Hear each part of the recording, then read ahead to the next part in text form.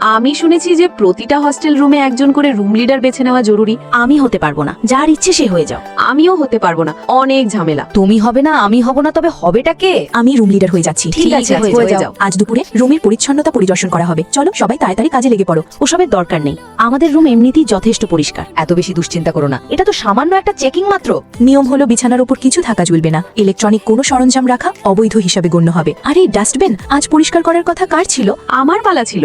যদি পরিষ্কারের অভাবে পয়েন্ট কাটা যায় তবে ক্ষতি কিন্তু তোমারই হবে। তুমি শুধু সামান্য একজন মনিটর, এত পাওয়ার কেন দেখাচ্ছ? তাছাড়া আজকাল এসব নিয়ম কানুন কেই বা মেনে চলে? নিয়ম কখনো বদলানো যায় না। জলদি করো, হেলথ সিনিয়র অফিসার এক্ষুনি আসতে পারেন। এর একটু বেশি বাড়াবাড়ি হয়ে যাচ্ছে। উফ, এত নোংরা রুম! তোমরা কি পরিষ্কার পরিচ্ছন্নতা সম্পর্কে কিছুই জানো না? আরে হ্যাঁ, স্ট্রিট নাটিও রুমের নিয়মের পরিপন্থী। তোমাদের কি কিছু বলার আছে? ছাড়ো, চলো পরের রুমে চেক করি। রিয়া, তুমি এটা মোটেও ভালো করলে না। হ্যাঁ, ওর একটু বেশি বাড়াবাড়ি হয়ে যাচ্ছে। তোমরা যদি নিজে থেকে ওটা জমা না দাও তবে এটা তোমাদের জন্য খুব বিপজ্জনক প্রমাণিত হতে পারত। তোমার কাছে সবকিছুই শুধু একটা নিয়ম। আমার মনে হয় বেশি পড়াশোনা করে তোমার মাথা খারাপ হয়ে গেছে।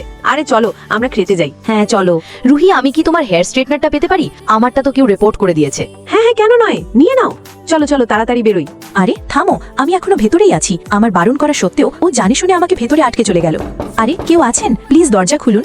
শোনো, বিকেল 3টায় সেফটি মিটিং আছে, আমাদের সবাইকে যেতে হবে। আমরা যাব না, শুধু সময় নষ্ট। ঠিক আছে, যেও না, আমি একাই চলে যাচ্ছি। শোনো, হস্টেলের রুম নম্বর 301-এ আগুন লেগে গেছে। কি? ওটা তো আমাদের রুম।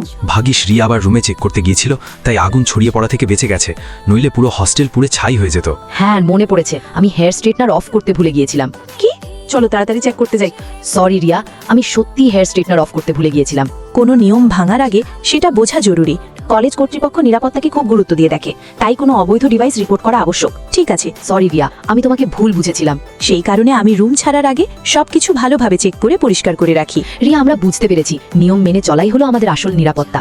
হ্যাঁ রিয়া, এখন থেকে আমরা সব নিয়ম মেনে চলবো। আরে বা, আমার মিষ্টি রুমমেটরা, নিয়ম কানুন আমাদের নিরাপত্তার জন্যই তৈরি করা হয়। এগুলোকে অবহেলা করবেন না। একটি ছোট্ট ভুলও বড় বিপদের কারণ হয়ে দাঁড়াতে পারে।